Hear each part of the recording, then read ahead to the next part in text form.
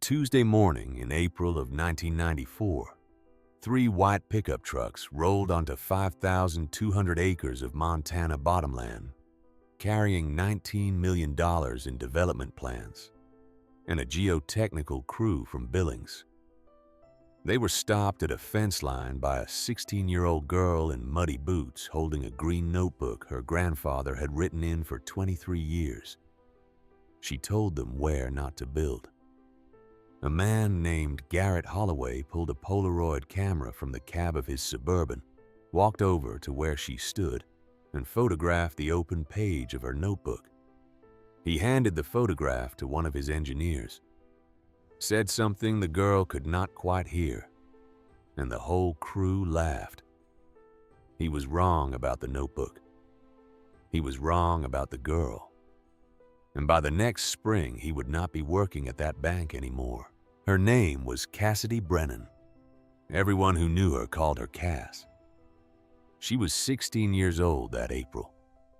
She lived with her father Walter on 280 acres along the Powder River in Custer County, Montana, in a farmhouse that had been built in 1911, and a barn that leaned a little to the south and had been leaning that way since before Walter was born. Some things settled into their tilt and stayed there. Cass understood that. She had grown up understanding it. Her grandfather, Henry Brennan, had died in the winter of 1992. He was 81 years old. He died sitting up in his reading chair with a cup of coffee gone cold on the table beside him, and one of his green notebooks open on his lap. He had filled 23 of those notebooks in his lifetime. The first one was dated April 1969. The last one was dated December 1992, and the last entry, written 3 days before he died, said simply, "Ground frost lifted near the South Spring 2 weeks early. Watch for it." Cass had read all of them. She had started reading them when she was 8 years old, sitting on the floor of her grandfather's bedroom, while he sat in that same chair and traced lines on a hand-drawn map with the tip of his pocket knife. He had taught her how to read the land the way other men taught their grandsons how to read a rifle scope or a fishing rod. He had taught her that the water did not disappear. It just went somewhere else, and her job was to figure out where it went. She was not a strange child. She just listened more than she talked. People in Powder Junction, the little town 5 miles east of the farm, said she was quiet like her grandfather. They did not always mean it as a compliment. Some of them thought a 16-year-old girl ought to be louder, ought to be brighter, ought to be more like other girls her age. But Cass walked her own fence lines in her own boots, and what other people thought about how she walked them did not seem to slow her down. That spring of 1994, the Powder River was running 3.5 inches below the high water mark she had measured the previous April. Most people would not have noticed. Cass noticed. She noticed the killdeer were nesting 20 yards farther from the bank than they had the year before.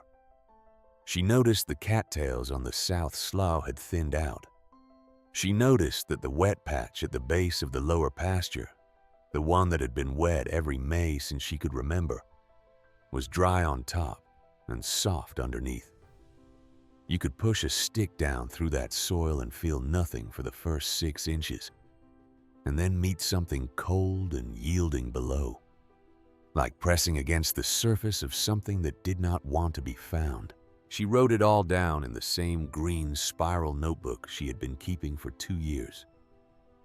Dates, water levels, which gates the cattle walked through and which ones they avoided, where the deer drank in the morning, where the kingfishers worked the shallows. It was the kind of writing her grandfather had done. The kind of writing her grandfather had taught her was worth doing. The first time she saw the trucks was on a Wednesday morning while she was rinsing her cereal bowl at the kitchen sink. 3 white pickups with a logo on the door, a stylized shield, Meridian Federal Trust Bank, Commercial Real Estate Division. Behind the trucks came a low loader carrying a yellow surveyor's rig. Behind the rig came a black Suburban that did not look like it belonged on a gravel road. They stopped at the fence line where the Brennan property ended and the old Putnam place began. 5,200 acres of bottomland and sage flats and the kind of ponderosa timber that had been there before anyone came with a deed in their hand. The Putnams had sold the previous fall after the last brother passed, and the heirs decided none of them wanted to come back to Montana. Meridian Federal Trust had bought the parcel outright through its commercial division. A long-term hold, the feed store said, with plans to develop and lease. The land had sat quiet through the winter. Now it was not quiet anymore. Walter came up behind her and pulled on his canvas jacket. He was 49 years old that spring, and he looked older.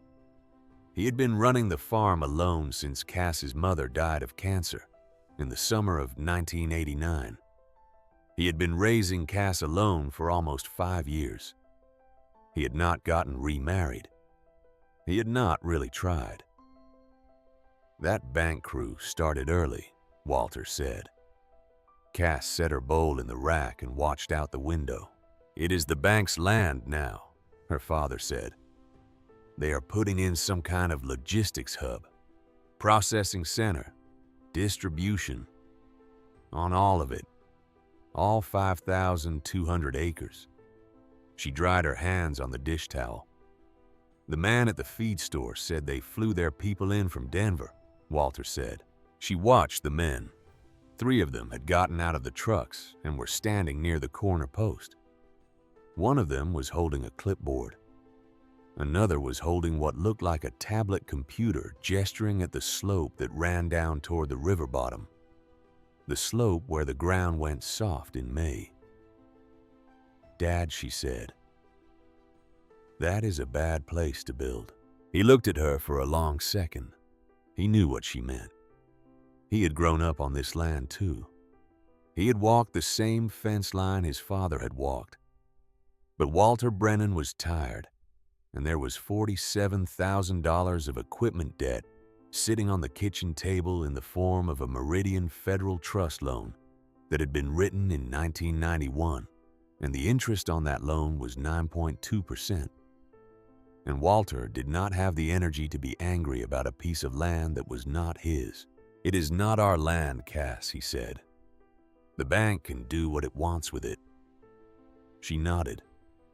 She understood. But she went and got her notebook anyway. "Let me tell you about Henry Brennan, because the knowledge his granddaughter was carrying that April morning did not come out of nowhere." Henry was born in 1911 in the same farmhouse his granddaughter was rinsing her cereal bowl in 83 years later. His father had homesteaded the place in 1903. His grandfather had run cattle up from Texas in 1879 along a trail that crossed the Powder River 3 miles north of where the farmhouse would eventually stand. Henry Brennan grew up on that land the way some men grow up in a church. He learned to read it before he learned to read a book. He started his first notebook in April of 1969 when he was 58 years old. He had been keeping records before then, loose pages, almanac margins. But that April, he sat down in his reading chair and he wrote on the first page of a green spiral notebook the following sentence: "The land is older than any man's instruments, and it will outlast any man's certainty." The sentence was underlined twice. It was the only sentence on that page. He kept 23 notebooks over the next 23 years. He wrote in them every Sunday morning before church and every Friday evening after supper. He measured. He observed. He drew maps in colored pencil on the back pages. Slow, patient maps of where the water went and where the wind cut and where the frost lifted and where the deer crossed. He marked the old channel of the Powder River that had run through the bottomland. Before it was a bottomland, the channel that had been buried under 44 feet of alluvial silt over the last 6,000 years, and that nobody alive in Custer County could see with their eyes anymore. But that Henry Brennan could feel with his boots every spring when he walked the fence line. He taught Cass to feel it too. She was 8 years old the first time he walked her along the curve. It was the spring of 1986. She was wearing rubber boots 2 sizes too big, because that was all they had that fit over her sneakers. Her grandfather walked slowly, because his knees had started to go. He stopped at a spot about 300 yards south of the corner post, where the grass was a shade lighter than the grass on either side. He crouched down. He pressed both his hands flat against the ground and held them there without speaking. She stood beside him and waited. She counted to herself without meaning to. Nearly 2 full minutes passed. "There is water here," he said finally. 40 feet down. Maybe a little more. It runs in a curve. It comes down out of the high pasture, and it bends west under this slope, and it surfaces about a 1/4 mile that way at the South Spring. She looked at the ground. It looked like ordinary ground to her. "You will not see it for a long time," he said, "but you will feel it. And when you can feel it, you will be able to tell anybody where it is, and they will not believe you. And you will be right." She did not understand what he meant by that last part. Not then. She would understand it 8 years later. He took her along that fence line every spring until the winter he died. By the time she was 13, she could find the curve of the buried channel without him. She could find it in 3 places. The upper bend, the middle stretch, and the lower bend where it surfaced near the spring. She could find it because the grass came in different there, because the ground had a different give underfoot, because the cattle drank from the south trough on hot afternoons and avoided the north one, even when the water was the same. The land remembered every channel that had ever run through it. Her grandfather had taught her that. Maps recorded what instruments detected at a particular time. The ground held what had been true for 1,000 years. Henry Brennan died on the morning of December 7th, 1992. Cass was 14 years old. She inherited the green notebooks. She inherited the hand-drawn maps. She inherited the slow, careful watching her grandfather had taught her. And she inherited something else too. Something she would not name for another 1.5 years, which was the obligation that comes with knowing things.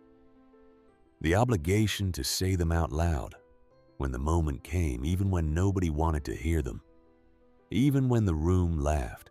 Let me come back to that April morning in 1994. She walked out across the south pasture with her notebook tucked into the back of her jeans and her father's binoculars hanging around her neck. The bank crew had moved their folding table to the edge of the fence and laid out a roll of plans weighted down by river stones. There were 5 of them now. 3 men and a woman and an older man in a fleece vest, with the bank's shield embroidered on the breast. The woman saw her first. She was maybe 41 years old. Blonde hair pulled back in a tortoiseshell clip. Expensive boots that had not been broken in yet. The boots had a small flag of mud on one toe that she had clearly tried to wipe off. "Hey there," the woman said. "You live around here?" Cass pointed across the fence. "Right there," she said. "Oh, perfect," the woman said. "We are going to be neighbors. Sort of. I am Lauren Whitfield. I am with Meridian Federal Trust. We are project managing the development." Cass looked at the plans on the table. She could read them upside down well enough. Her grandfather had taught her to read maps. She could see the layout. A long rectangular building marked Phase 1 down near the river bottom. Parking and a holding yard above it. 2 more phases stretched up the slope toward the timberline. The main building was sited on the lowest, softest ground on the entire parcel. It was sited directly across the curve of the buried channel. "You are putting the main building down there," Cass said. Lauren Whitfield glanced at the plans. "The processing facility," she said. "Yes. We need rail access, and the spur line runs along the bottom." "Why?" Cass considered her words. Her grandfather had taught her that you only got one chance to be heard by people who were not listening, and you should not waste it on the wrong sentence. "The river does not stay where you think it does," Cass said. "There is an old channel under that bottom land. You can see it in the spring. The grass comes indifferent. The ground is soft a long way down.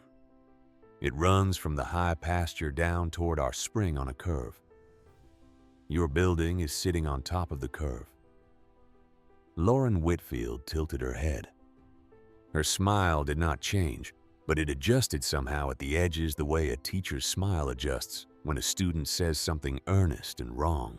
"That is interesting," she said. "We are running a full geotechnical survey next week. We will be drilling test pits across the whole footprint. The crew is from Billings. Very experienced." "Where are you drilling?" Cass said. "On a grid," Lauren said. "Standard practice. 12 feet deep at each point. 200 feet apart." "The channel curves," Cass said. "Your grid will miss it." Lauren Whitfield laughed. It was a small laugh. A polite laugh. The laugh of an adult who had heard a child say something charming. It was at that moment that a man stepped down out of the black Suburban that had been idling at the end of the driveway. He was tall, maybe 6'2", with the kind of build a man keeps from playing college football 30 years before. He was 54 years old. He wore a navy blue blazer over a white Oxford shirt and pressed slacks and the kind of boots a man buys for the photo on the website. His hair was gray at the temples. His face was the face of a man who had not been told no in a meeting in 20 years. His name was Garrett Holloway. He was the regional director of Meridian Federal Trust's commercial real estate division. He had flown in from Denver 2 days before. He was the man whose signature was on the original development plan. He was the man who had personally approved the geotechnical specifications. And he was also, although Cass did not know this yet, the son of a man whose signature appeared in Henry Brennan's 1973 notebook, on a page she had not read carefully enough yet. Garrett Holloway walked up to the folding table. He looked at Lauren Whitfield. He looked at Cass. "What is going on?" he said. Lauren straightened slightly. "I am sorry, sweetheart. What was your name?" "Cass.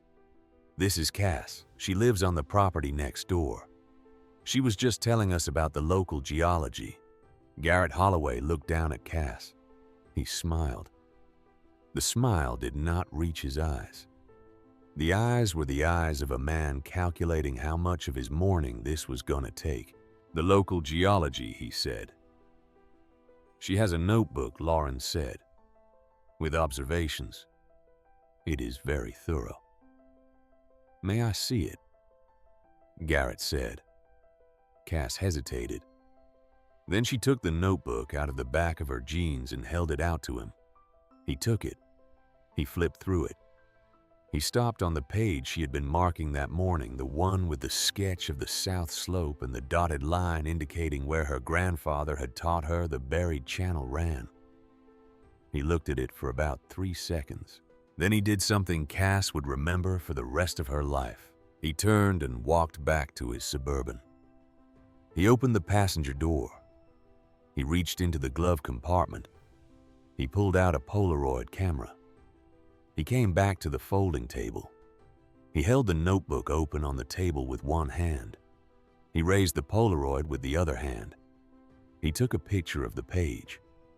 The flash went off. The little square photograph slid out of the camera with a soft mechanical hum. He shook it twice in the cold morning air. He handed it to one of the younger men on his crew.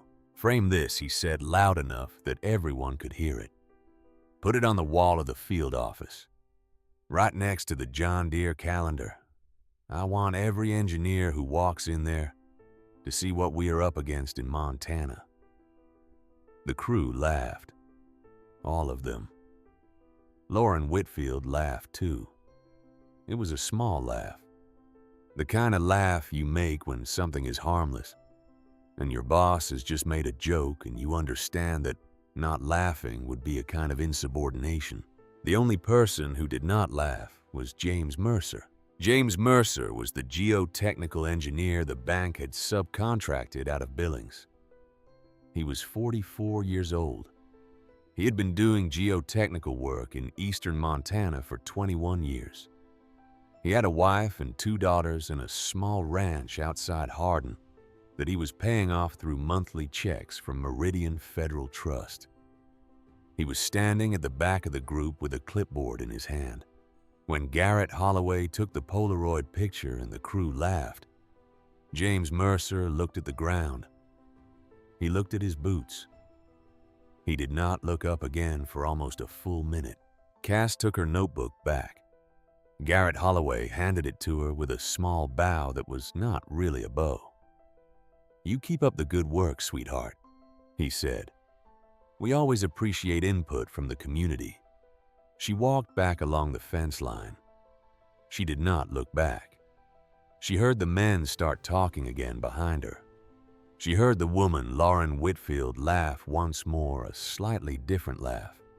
Now the laugh of a person trying to recover something. When she got back to the house, her father was sitting at the kitchen table going over the equipment loan paperwork. He looked up when she came in.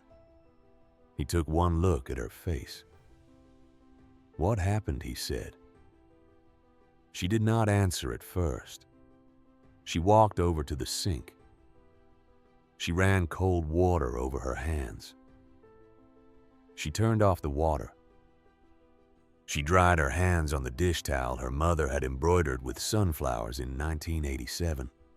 "They took a picture of grandfather's map," she said. Her father set down his pen. "They took a picture of the page in my notebook where I drew his map. The man who runs the project. He took a picture of it with a Polaroid, and he gave it to his crew, and he told them to put it on the wall of the field office next to the John Deere calendar." And they laughed. She turned around. Her father was looking at her with an expression she had not seen on his face since the summer her mother died. Walter Brennan was a man who had spent 5 years being tired. He was a man who had decided after his wife's death that the smartest thing he could do for his daughter was to stop fighting with the world, to pay his loans, to run his farm, to get her through high school, to not make any waves. He had decided this not out of cowardice, but out of a kind of accounting he had done one night, sitting on the porch with a glass of his father's whiskey in his hand. He had decided that any energy he spent fighting was energy he was not spending on Cass. And Cass was the only thing left that mattered. That decision had served him for 5 years. It stopped serving him at the kitchen sink on a Wednesday morning in April of 1994. He stood up. He walked over to her. He put a hand on her shoulder. He looked at her for a long time. "Show me the notebook," he said. She showed him. He went through it page by page.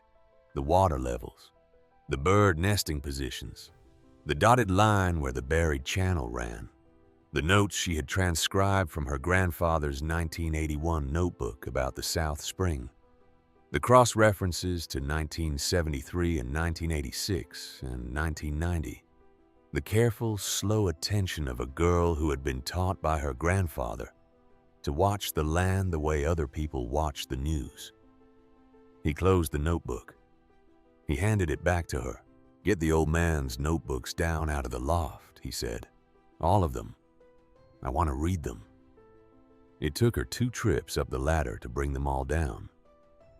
23 green spiral notebooks. She laid them out on the dining room table in chronological order. Her father pulled up a chair. He started with the oldest one. He read for the rest of the day. He read after supper. He read past midnight by the light of the green banker's lamp her grandfather had bought at a yard sale in 1978. He found the page that mattered around 2 o'clock in the morning. It was in the notebook dated 1973.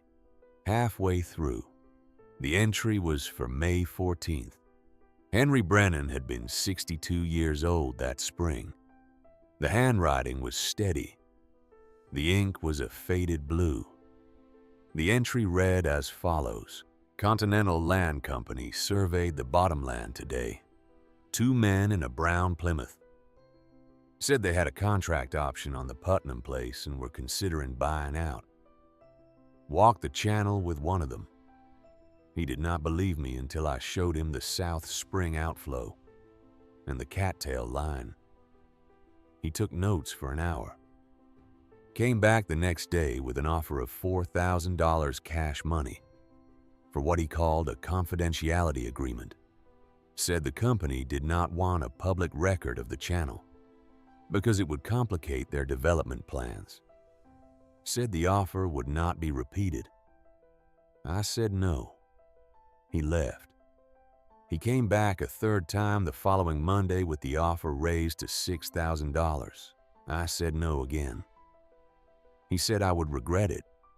I said I had been regretting things for 62 years, and this would not be the first one I added to the list. Below the entry in the same blue ink Henry Brennan had pinned with a small piece of tape a business card. The card was for Continental Land Company. The contact name on the card was Garrett Holloway Sr., Vice President of Acquisitions. Walter Brennan sat at the dining room table at 2 o'clock in the morning and looked at that business card for a long time. Then he got up. He walked over to the bottom drawer of the kitchen hutch. He pulled out a Meridian Federal Trust corporate brochure that had come in the mail the previous January. He turned to the back page. He looked at the board of directors. He found the name. Garrett Holloway Jr., Regional Director, Commercial Real Estate. He went back to the table. He sat down. He read the 1973 entry again. He read the business card again. He looked at his sleeping daughter through the doorway of the living room, where she had fallen asleep on the couch under his old wool blanket. Then he did something he had not done since his wife died. He put his face in his hands, and he sat that way for nearly 10 minutes. He did not cry. He did not make any sound. He just sat that way the way a man sits when he understands that the thing in front of him is not an accident, and that it was never going to be an accident, and that there has been a contempt running through his family's history for 21 years that he had never known about. When he finally raised his head, it was 3:15 in the morning. He was 49 years old. He had 280 acres along the Powder River and $47,000 in equipment debt, and a daughter who knew how to read the land better than the bank's engineers did. And he had, for the first time in 5 years, something resembling a plan. He woke her at 6:30. She was still on the couch. The wool blanket was up around her chin. He sat down on the edge of the coffee table and put his hand on her shoulder until she opened her eyes. "I read the notebooks," he said, "all of them." She blinked at him in the dim morning light. "Get dressed," he said. "We are going into town."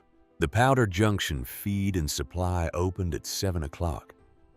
By 7:15, there were already 11 men inside drinking coffee from styrofoam cups and standing around the wood stove that Ernie Dawson kept burning even in late April. because the mornings were still cold. Walter Brennan and his daughter walked in at 7:20. Walter went straight to the coffee pot. Cass stayed near the door. The men around the stove looked up. A few of them nodded at Walter. A few of them looked at Cass and then looked away. Word had already gotten around about the bank crew at the fence line. Word always got around. At 7:35, the door opened and Garrett Holloway walked in. He was alone. He was wearing the same navy blazer from the day before. He saw Walter at the coffee pot. He smiled. He walked over. "Mr. Brennan," he said, "I was hoping I would run into you."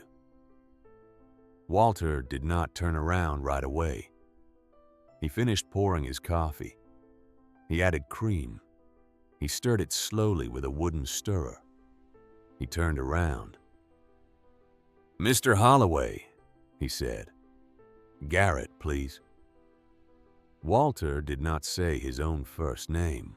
"I wanted to apologize for yesterday," Holloway said. "The photograph, it was in poor taste. My team gets a little excited. We are going to take it down off the wall of the field office. I came down here this morning specifically to tell your daughter that." The 11 men around the wood stove had gone quiet. They were looking at their coffee cups. They were not looking at Walter and Holloway, but they were listening the way men in a small town listen, which is to say, completely. Walter said nothing. Holloway looked over at Cass. He smiled at her. She did not smile back. He turned back to Walter. "Here is the thing," Holloway said, lowering his voice just slightly. Just enough that everyone in the store could still hear him, but it would feel like a private conversation. "Your daughter has been making the rounds, telling people about her grandfather's theories, about the buried channel and the spring, about things she cannot really know with respect because she is 16 years old and she does not have a degree in geology and we do." Walter sipped his coffee. "I think there is an opportunity here," Holloway said, "for everybody. The bank is prepared to make your family a very fair offer on your property. $340 an acre. Cash money. No banking, no escrow nonsense. We can have papers drawn up by Friday." "Walter, you have been carrying that equipment loan since 1991. We both know what your interest schedule looks like. We both know what the cattle market is doing. This is a clean exit. You walk away. Your daughter has time to think about college. Everybody comes out ahead." Walter set his coffee cup down on the counter very carefully. He looked at Garrett Holloway for a long time. He said, "My land is appraised at $620 an acre." "It is," Holloway said. "In theory. In a strong cattle market in a normal year with the right buyer, we are offering you a guaranteed transaction this week. There is a discount for certainty. You understand that." Walter looked over at his daughter standing by the door. He looked back at Holloway. "You came down here to make me an offer in front of 11 other farmers," he said, "where every man in this room could hear you tell me my daughter is bothering your engineers. Where every man in this room could hear you offer me half price for my land." "That is not what I said," Holloway began. "That is what you said Walter said. The exact words do not matter. What matters is the room." He picked up his coffee cup. "The answer is no," he said. "You can come back with $800 an acre, and the answer will still be no. You can come back with $1,200 an acre, and the answer will still be no. The land is not for sale. Not to you. Not to anybody." He walked past Holloway. He walked over to where Cass was standing by the door. He put his hand on the small of her back. He guided her out. They drove home in silence. About halfway back on the long, straight stretch of county road that ran past the Putnam place, Cass said, "You said the answer is no." "I did." "What if they foreclose on the equipment loan?" Walter looked out the windshield. He looked at the cottonwoods along the river bottom, just starting to leaf out. He looked at the slope where the bank was going to build the processing facility, the slope that ran down across the buried channel. Her grandfather had walked her along. When she was 8 years old, "They might," he said. "But your grandfather did not take $6,000 in 1973, and I'm not going to take $340 an acre in 1994.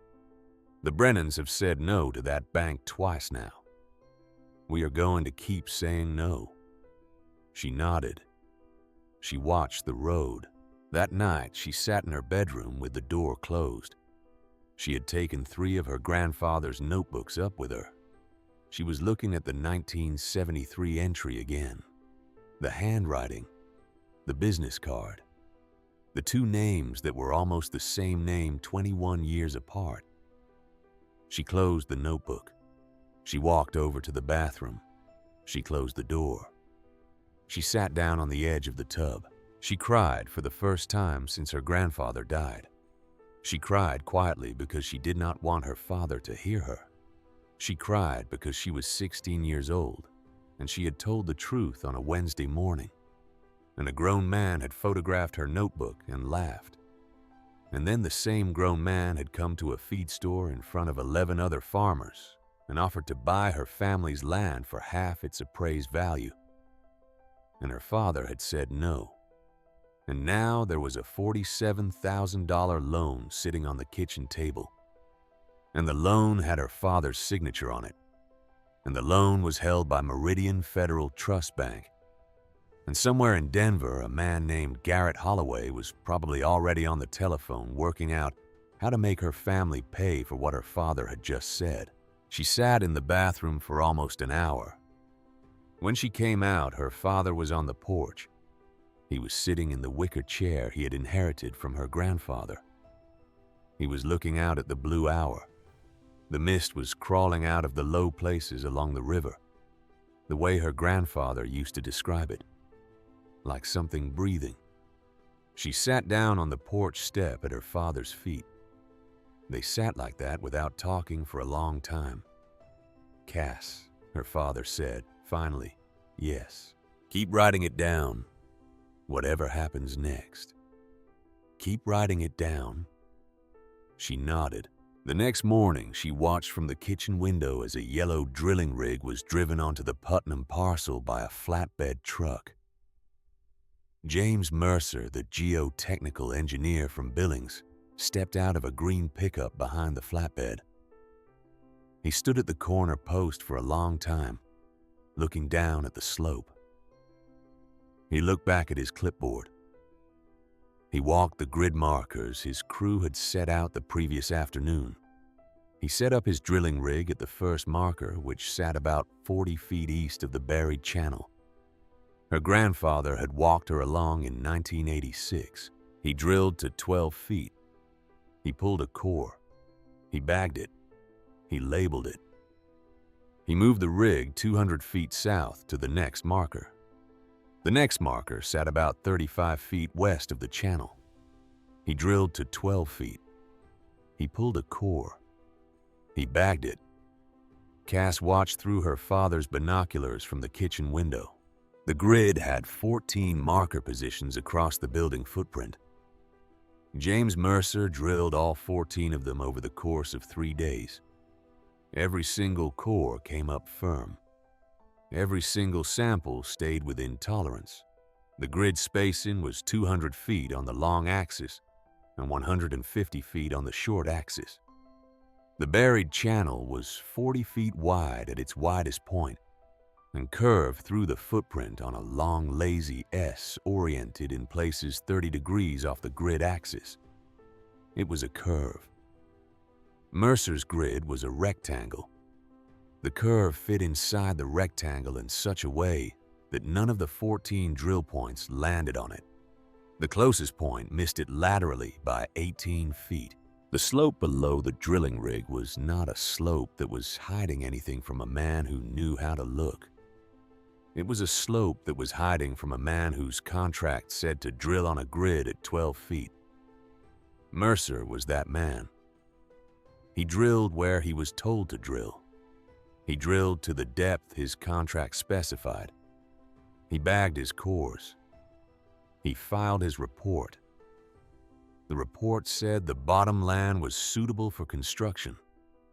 The report was wrong, but the report had a license number on it, and the license number was signed off by Meridian Federal Trust's project engineering office in Denver on a Tuesday afternoon in late April of 1994. And the report cleared the way for the bank to break ground in June. Cass closed the notebook she had been writing in. She walked outside. She walked across the south pasture. She walked along the fence line until she came to the place her grandfather had stopped on that spring morning in 1986. She crouched down.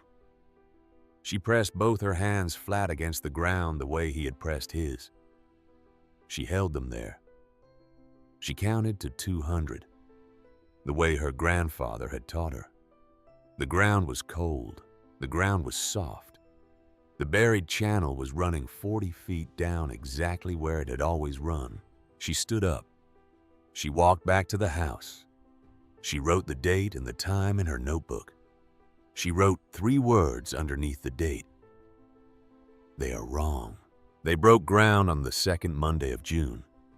The graders came first. 2 yellow Caterpillar D6 dozers and a long bladed grader that peeled the topsoil off the building footprint in slow, patient passes and pushed it into long berms along the eastern edge of the cut. The topsoil was rich. Cass could tell that even from a quarter mile away, through her father's binoculars. It was the kind of black bottomland soil that her grandfather used to say had been laid down by 10,000 years of the river, changing its mind. It was the kind of soil a man could grow anything in if a man was patient. The bank's crew was not interested in growing anything. They scraped it off and piled it like trash.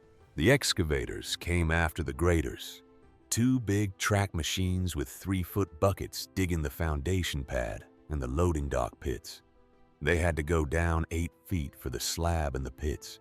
The contract called for them to hit firm, undisturbed soil and stop. Cass walked the fence line every morning that week. She watched. She wrote down the times. She wrote down the depths. She wrote down the colors of the soil coming up out of the cut. On the morning of June 17th, at about 10:30 in the morning, the eastern excavator hit water. Not a lot of water. A seep. A wet darkening at the bottom corner of the foundation pad on the riverside, about 6 feet below the original grade. Cass saw it through the binoculars. She saw the operator stop the machine. She saw him climb down and walk over to the corner. She saw him crouch and put his hand into the cut. She saw the supervisor walk over. She saw them talk.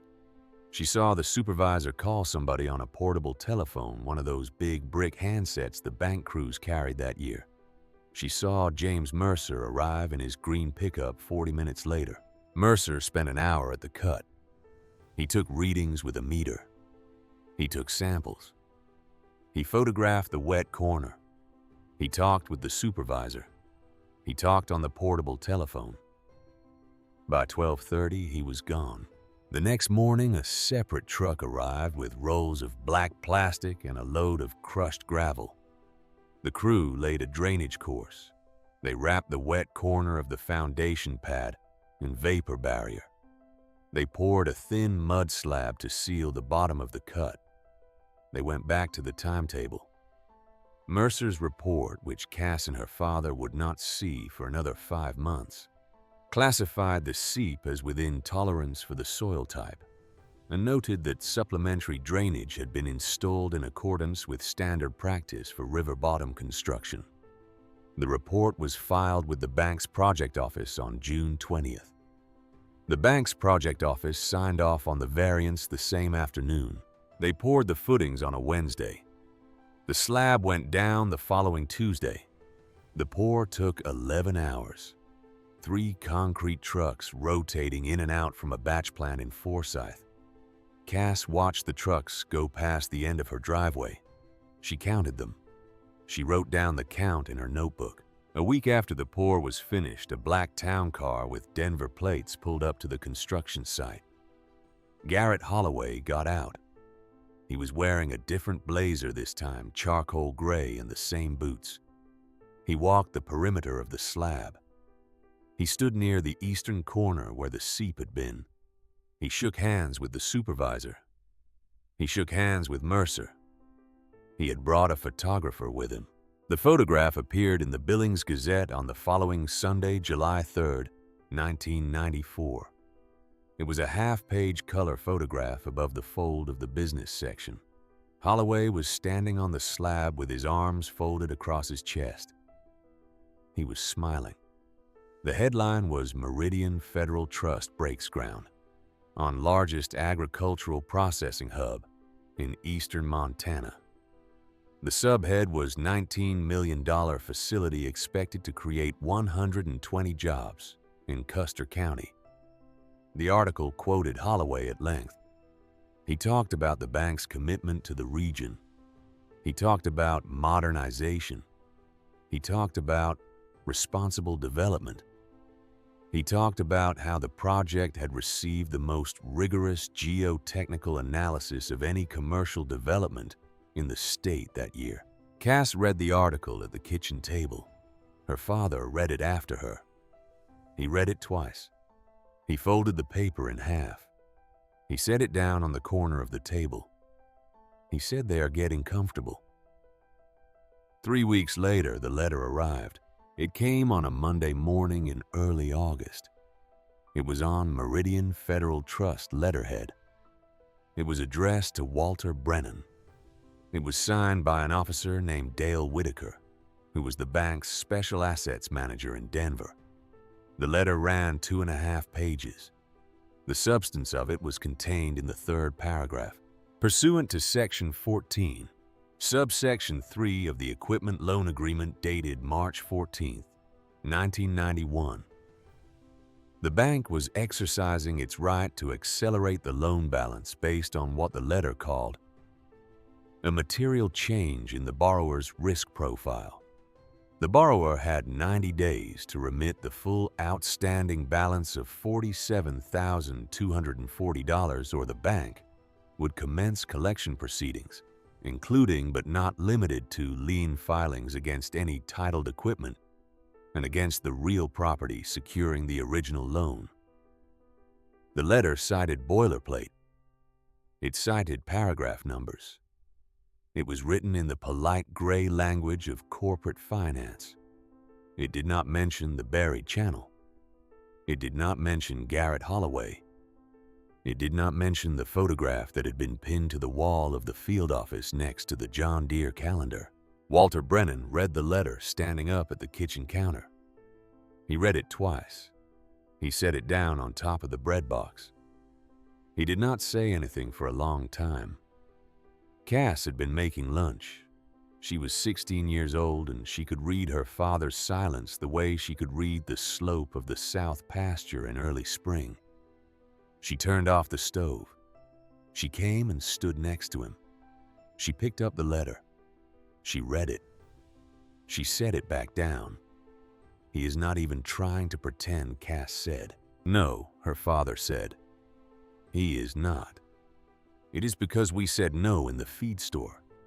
It is because we said no in the feed store, and because the bank has paid $40,000 in geotechnical and surveying costs and another $900,000 in earthwork already. And they have $19 million committed to a building they cannot move now, and the easiest thing in the world for them to do is squeeze the only other people in this county who know what they did wrong." Cass looked at the letter. She looked at the bread box. She looked at the embroidered sunflowers on the dish towel. Her mother had finished in 1987. She said 90 days. 90 days, her father said. That night, she went out to her grandfather's old workshop at the back of the barn. She had not been in there much since he died. It still smelled like him. Sawdust and pipe tobacco and the particular kind of motor oil he had used on the gearbox of the 1962 John Deere 4010. That was sitting under a canvas tarp in the corner. She walked over to the workbench. She ran her hand along the edge of it. The wood was worn smooth on one side from where he had leaned against it for 40 years. She sat down on the stool by the bench. She looked at the calendar on the wall. It was still set to December of 1992. Nobody had changed it. She put her face in her hands. She did not cry. She had cried in the bathroom in April. She did not have any more of that kind of crying in her. What she felt now was something different. It was the slow, cold understanding that her grandfather's notebook, the one she had written in and held out across the fence line in April, was the reason her father was going to lose the equipment loan, and possibly the farm, and possibly everything Henry Brennan had spent his life teaching her to protect. She thought about that for nearly an hour.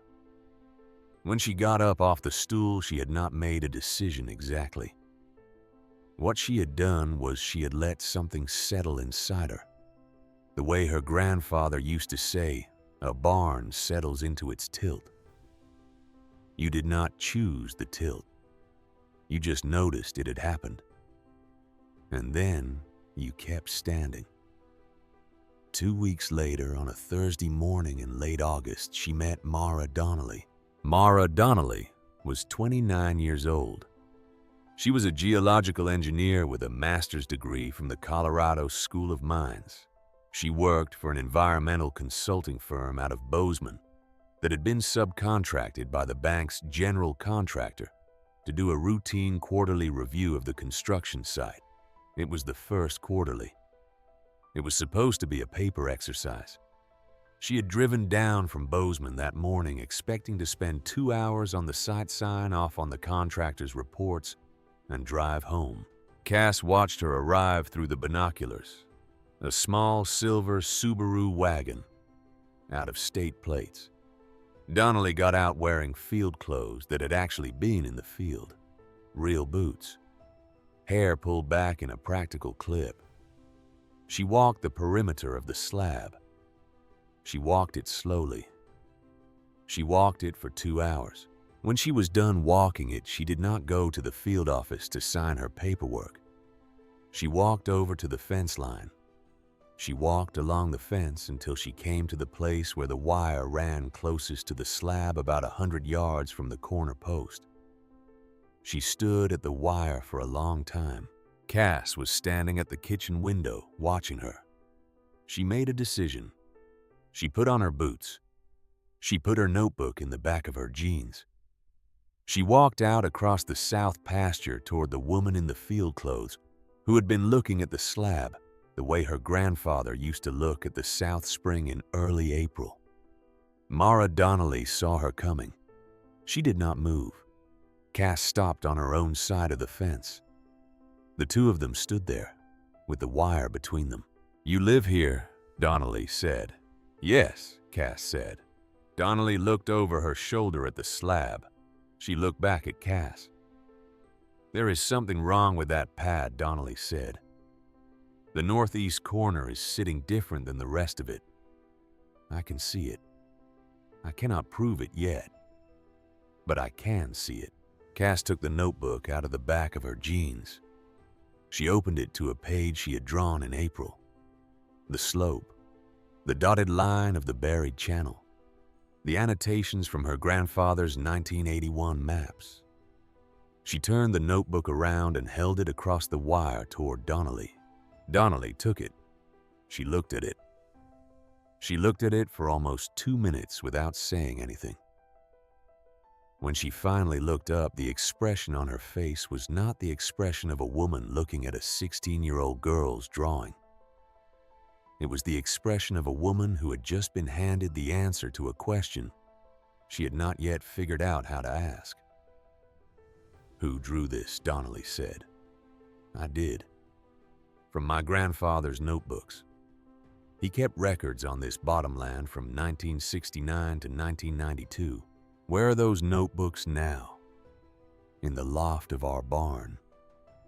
23 of them." Donnelly looked at the slab again. She looked at the corner where she had been able to see the differential settling. She looked at Cass. She reached into her shirt pocket. She pulled out a small leather card case. She opened it. She took out a business card. The card said, "Mara Donnelly, MSc Senior, Geological Engineer, Cascadia Environmental Consulting, Bozeman, Montana." There was a phone number with a Bozeman area code. There was a second number underneath the first one, handwritten in blue ink. "That second number is my home," Donnelly said. "If anything moves on that slab, if a crack opens up, if you smell anything strange in the spring water, if your father sees water in a place it should not be, anything at all, you call my home number. Not the office, not the bank, not anybody else. You call me first, and you call me at any hour. Do you understand?" Cass looked at the card. She looked at Donnelly. "Why?" Cass said. Donnelly looked at the slab one more time. Then she looked back at Cass. "Because I have been doing this work for 7 years," she said. "And I have seen a lot of bad construction. But I have never seen a building this expensive sited on ground this wrong. And if I am right about what is under that slab, then somebody knew. And if somebody knew, then I am going to need a witness. And right now, you and your grandfather's notebooks are the only witness I can think of." She turned and walked back to her Subaru. She drove away. Cass put the business card in the back of her notebook. She wrote down the date and the time of the conversation. She walked back to the house. She did not tell her father about the meeting at the fence that evening. She did not tell him for 2 more weeks. She was not sure why she did not tell him. Looking back on it later, she would think that she had wanted to hold the card by herself for a little while. The way a person holds a small, bright thing in their hand before showing anyone else. The first crack appeared in the slab in the last week of August. It was a hairline, the kind of thing a finishing crew would have noticed at the time of the pour and called within tolerance. It ran across the northeast corner of the slab, the corner above the wet seep, the corner above the buried channel. It was about 4 feet long. It was as wide as a strand of human hair. By the second week of September, it had grown a sibling parallel, about 2 feet to the north. By the first week of October, the original crack was 1/4 of an inch wide, and there were 3 siblings running in the same direction. All of them were on the river side of the building. All of them ran perpendicular to the long axis of the buried channel. The cladding crew started putting up the steel skin of the building in October. The structure went up fast. Within 3 weeks, the lower half of the eastern wall was on. The loading on the slab grew. The cracks widened. By the last week of October, James Mercer was back on the site. He stood in the northeast corner of the building shell with 2 younger engineers and an architect from Denver. They argued for nearly 3 hours. Cass watched them through the binoculars. She watched their body language. She watched Mercer put his hand on the steel column nearest the corner crack. She watched him stand there for a long time, with his hand on the column, without saying anything. That same week, Mara Donnelly came back. She did not come to the building site. She came to the Brennan farm. She drove down the gravel driveway in her silver Subaru at about 4 o'clock on a Friday afternoon. Cass was in the kitchen. She saw the car coming. She went out to meet it. Donnelly was carrying a manila folder. "Is your father home?" Donnelly said. "He is in the barn. Get him. I need both of you." The three of them sat at the kitchen table. Donnelly opened the folder. She had pulled records, aerial photographs from 1954 and 1961 and 1973 and 1986. Soil surveys from the Department of Agriculture going back to 1962. Hydrology data from the United States Geological Survey going back to 1948. She had spread it all out on the table the way a hand of cards is spread. "I have been pulling these records since September," she said. "On my own time. The firm does not know yet. The bank does not know. I have been doing this because the day I walked that slab in August, I knew that what was underneath it was not what their geotech report said was underneath it. I just needed to find the proof." She turned a 1954 aerial photograph around toward Cass and her father. It was a black and white image of the bottomland. There was a long, pale curve running through it. The curve was clearly visible from the air at that resolution. It was the kind of feature any trained eye would identify as a Paleo channel, a buried former course of the river visible because the moisture content of the soil above it caused the grass to grow taller and the photograph to register a different shade of gray. "This is your channel," Donnelly said to Cass. "The one your grandfather mapped. It is exactly where you drew it. And it has been visible from the air for at least 40 years. Cass looked at the photograph. "Did the bank pull these records?" her father said. Donnelly looked at him. "Not that I have found," she said. "The geotechnical contract is structured to require only a grid survey at 12 feet with no historical aerial review and no requirement to consult Department of Agriculture archives. That is unusual. For a project this size, that is very unusual. The contract was specifically written to exclude these records." Walter looked at the photograph for a long time. "Who wrote the contract?" he said. Donnelly opened a second folder. She turned over a page. She slid it across the table. It was a copy of the geotechnical scope of work. It was a bank document. It was dated March of 1994. The author of record on the signature line was Garrett Holloway. Cass's father stared at the page. Donnelly closed the folder. "Here is the situation," she said. "I cannot make this public yet. If I take this to the bank's general counsel right now, they will bury it. They will replace Mercer's report with a revised version. They will quietly add an addendum to the geotechnical record. They will pretend it was a clerical oversight, and the building will go up anyway. The slab will keep cracking. They will retrofit it. They will spend another $2 or $3 million on patches. They will keep the secret.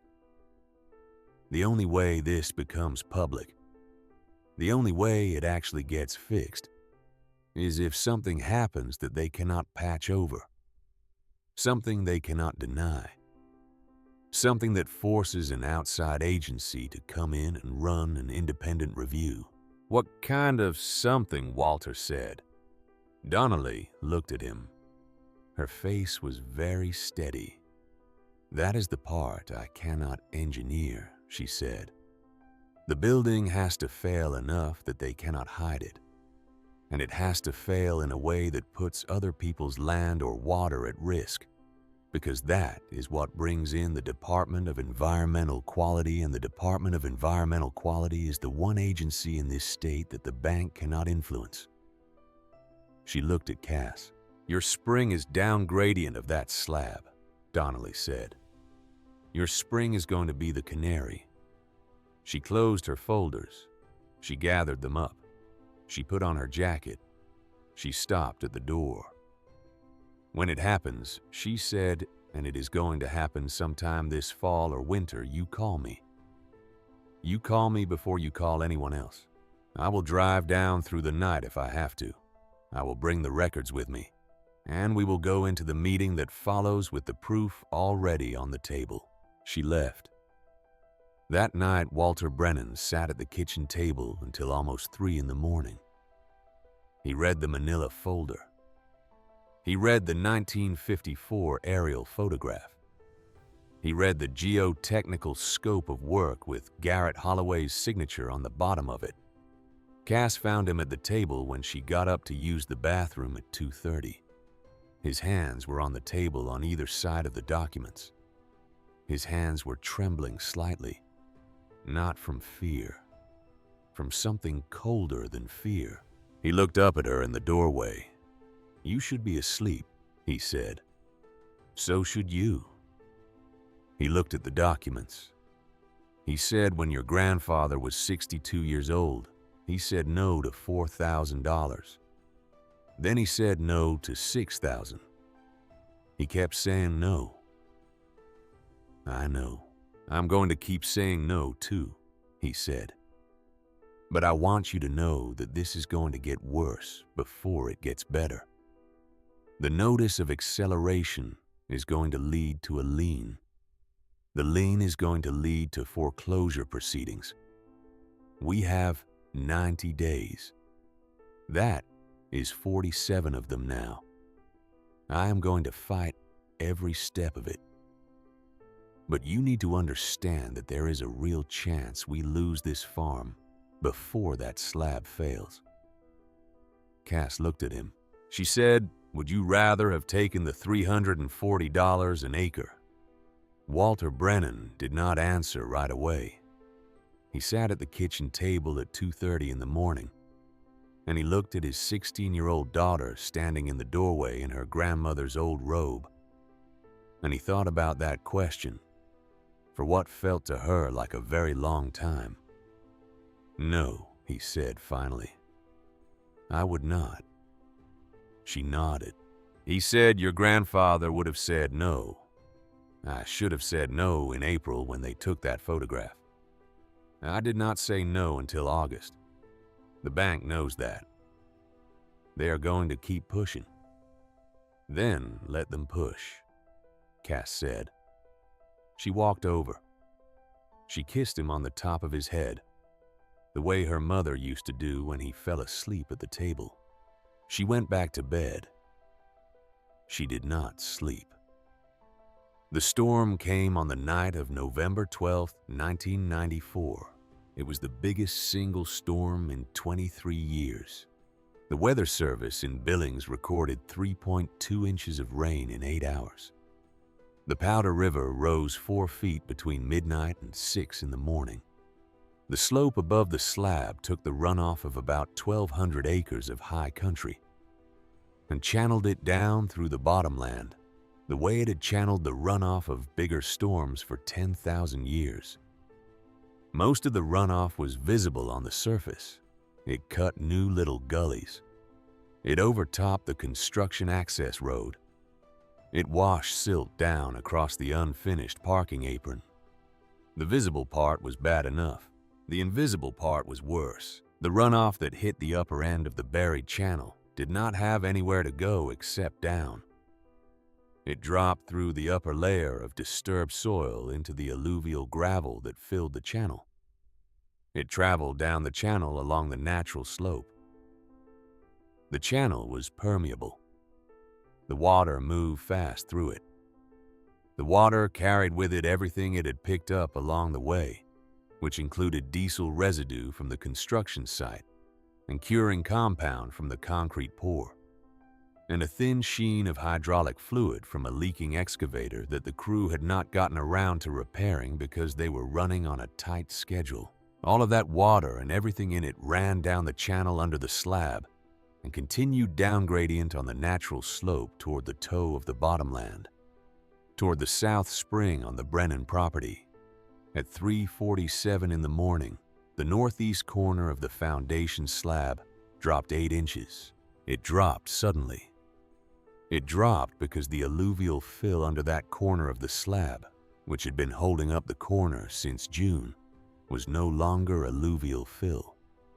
It was alluvial fill that had become saturated and then started moving down the channel as a slurry.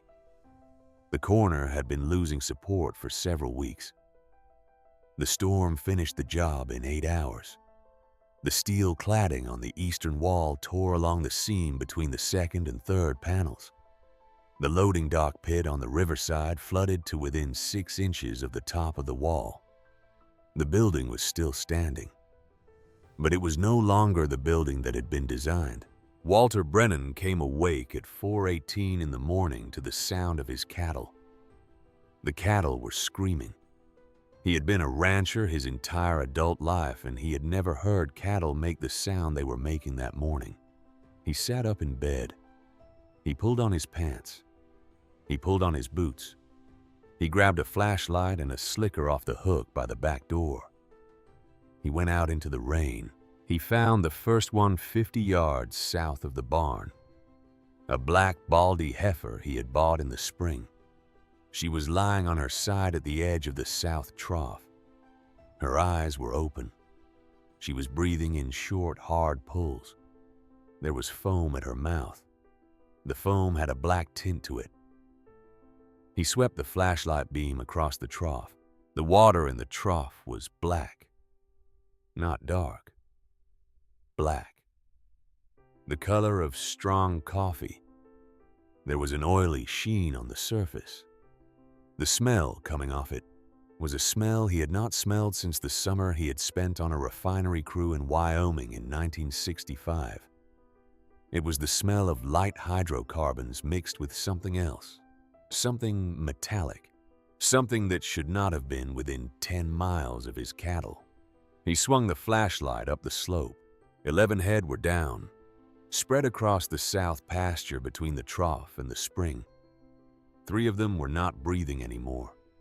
He turned and ran back to the house. He came through the back door yelling for his daughter. He was on the kitchen phone before he had his slicker off. He was calling the veterinarian first. He got the answering service. Cass came down the stairs in her sleeping clothes. "The trough water is black," Walter said. 11 head are down. 3 are dead. Cass went still. She turned. She went up the stairs. She came back down with her notebook. She walked to the kitchen counter. She opened the drawer where she had been keeping Mara Donnelly's business card for almost 3 months.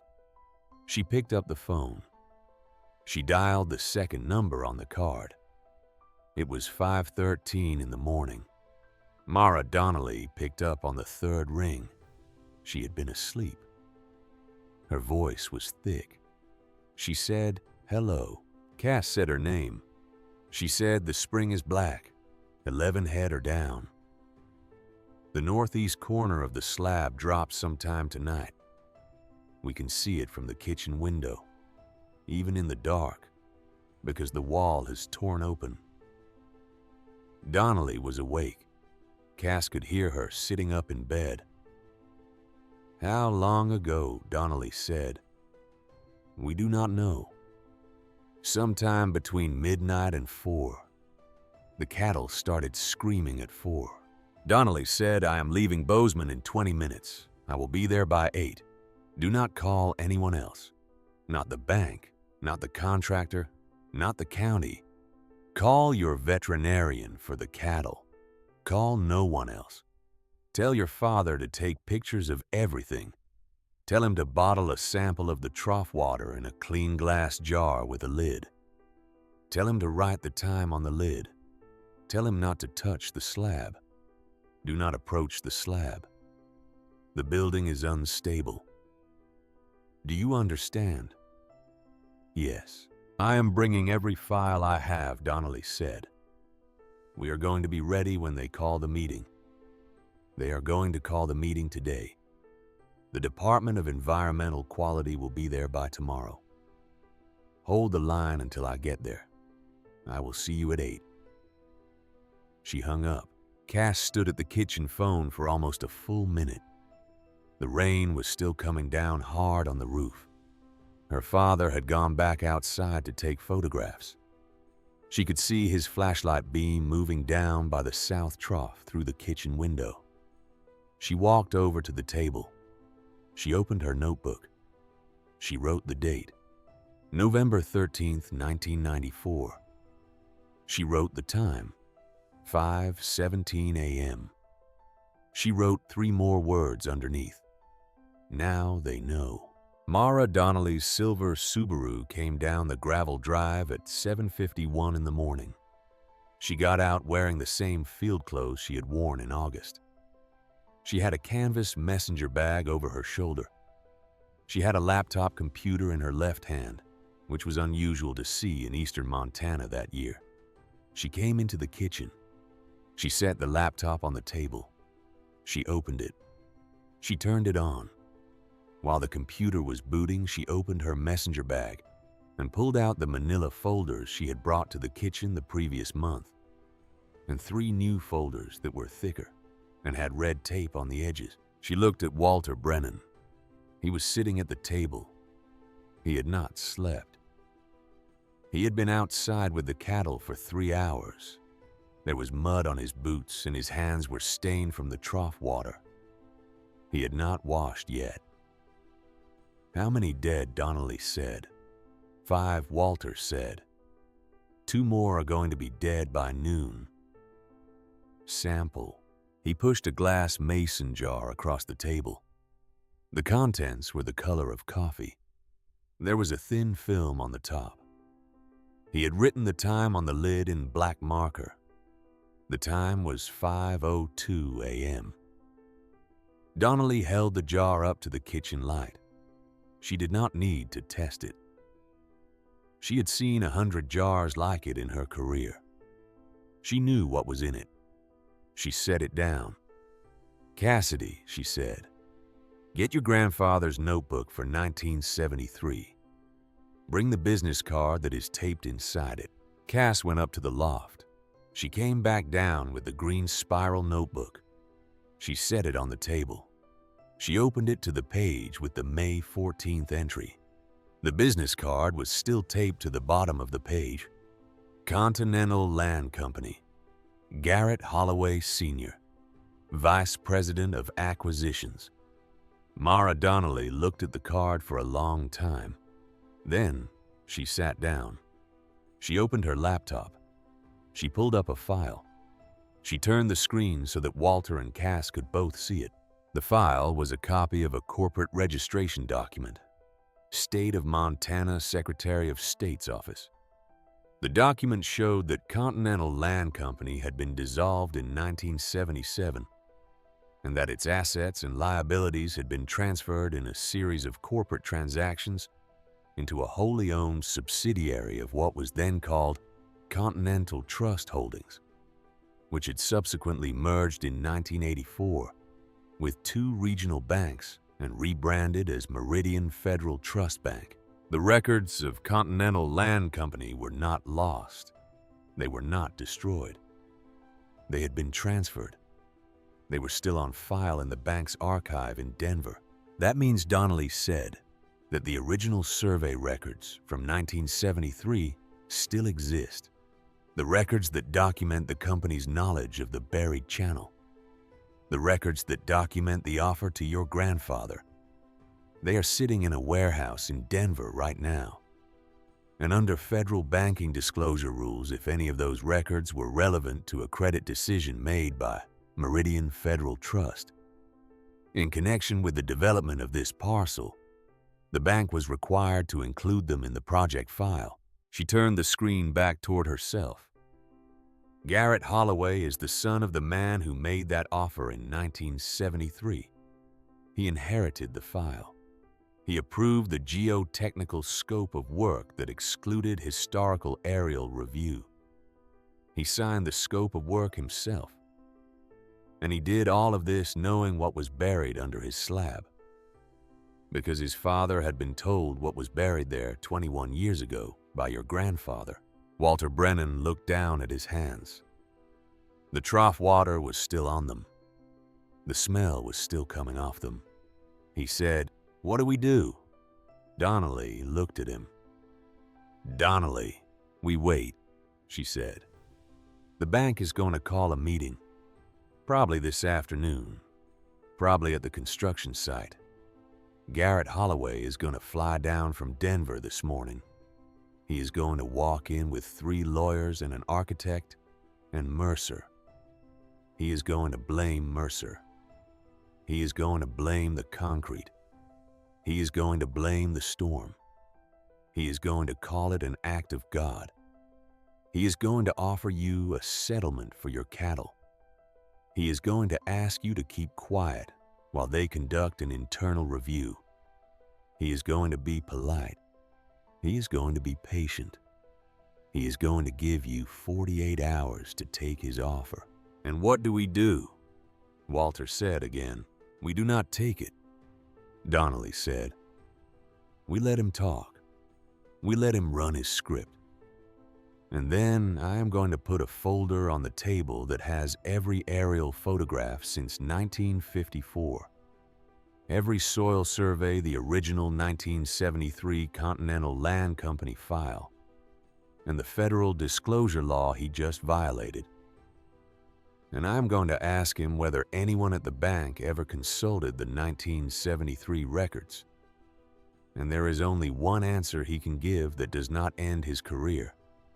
And there is only one answer he can give that is also true. He is not going to be able to give both."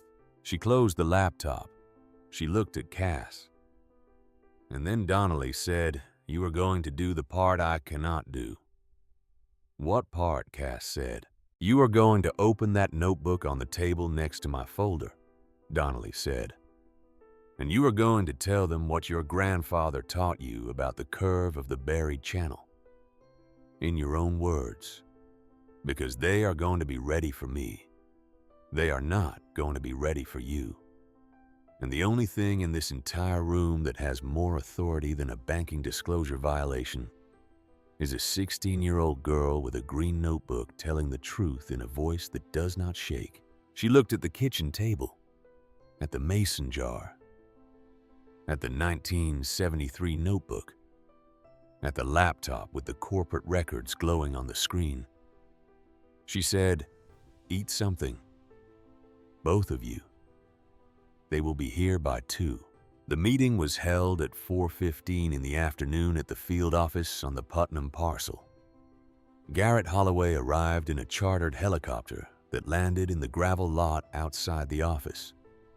He was wearing the navy blazer again. He came in with 3 lawyers and an architect. James Mercer was already there, sitting at the end of the conference table looking at his hands. Lauren Whitfield was there. Derek Halloran, who was the vice president of commercial real estate, had flown in with Holloway. He sat to Holloway's right. Walter Brennan and Cass came in with Mara Donnelly. They sat across the table. Holloway opened the meeting with the script Donnelly had predicted almost word for word. He expressed his deep regret. He acknowledged the unfortunate impact on the Brennan family's livestock. He referenced the unprecedented severity of the storm. He referenced the limitations of geotechnical surveying as a discipline. He praised James Mercer's professionalism. He suggested that the bank, as a gesture of good faith and pending the results of an internal review, was prepared to offer the Brennan family a settlement of $40,000 to cover the livestock loss and any short-term inconvenience. He smiled. He was very good at this part of his job. He had done it many times. When he finished talking, he leaned back in his chair and waited for Walter Brennan to respond. Walter Brennan looked across the table at him. Walter did not say anything. He looked at his daughter sitting next to him. Cass opened her notebook on the table. She did not look up at Holloway. She did not look up at anyone. She found the page she wanted. She turned it around so that the writing faced across the table. She slid it toward the middle. The page was a hand-drawn map of the bottomland in colored pencil. It showed the buried channel. It showed the south spring. It showed the slope. It showed the location of the slab and the 8-inch settlement at the northeast corner. It was dated November 13th, 1994.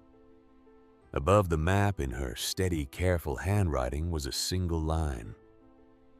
"This is where my grandfather told you not to build in 1973. The room was very quiet.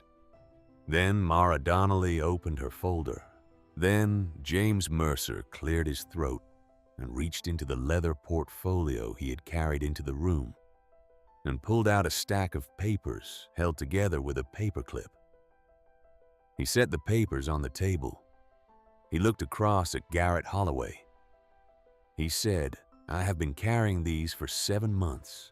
The papers were copies of 3 internal emails dated April of 1994 from the office of Garrett Holloway to James Mercer, instructing him in writing to limit geotechnical analysis to the 12-foot grid survey, to exclude historical aerial review, and to ensure that any reference to a 1973 Continental Land Company assessment of the parcel was not to be cited in the project file." The room stayed quiet. Garrett Holloway looked at the emails on the table. He looked at the map drawn by a 16-year-old girl. He looked at the folder Mara Donnelly was now opening. He did not say anything. The Department of Environmental Quality arrived the next morning. The construction was halted within 48 hours. The cost estimate for remediation came in at $4.7 million on top of the $19 million already spent. Garrett Holloway flew back to Denver that night. He did not say goodbye to anyone at the field office. He got into the helicopter alone. He looked out the window once as the helicopter lifted off. He could see the slab from the air, the long rectangular shadow of the building, the cracked corner, and beyond it, in the early dark, the lights of the Brennan farmhouse where a 16-year-old girl was sitting at her kitchen table, writing the time in her notebook. He did not smile. He did not laugh. He did not say anything at all. The helicopter turned south and climbed into the rain. The first formal meeting after the helicopter flew south was held at the county extension office in Miles City on a Thursday morning in January of 1995. The temperature outside was 14 degrees. The wind was coming hard off the high plains. There was old snow piled in the corners of the parking lot, gray with road grit. And the sky was that flat white color that Montana skies turn in the middle of January, when the moisture has been driven east and there is nothing left to hold the light. Cass wore a blue flannel shirt and her grandfather's old wool vest. She had brushed her hair back. She had tied it in a single braid the way her mother used to tie it before her mother died. She carried her notebook under her arm. She walked into the extension office with her father at 6 minutes to 9 in the morning. Mara Donnelly was already there. Donnelly had driven down the night before. She had stayed in a motel in Forsyth. She was wearing a dark gray jacket over the same field clothes. She had her laptop out and her folders organized in 3 stacks on the conference table. Derek Halloran arrived at 3 minutes to 9. He came in alone. No lawyers, no assistants. He was wearing a charcoal overcoat over the same kind of pressed slacks the bank's senior men always wore. He was 66 years old.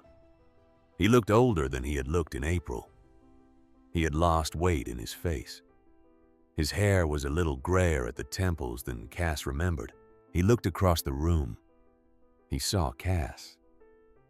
He nodded to her.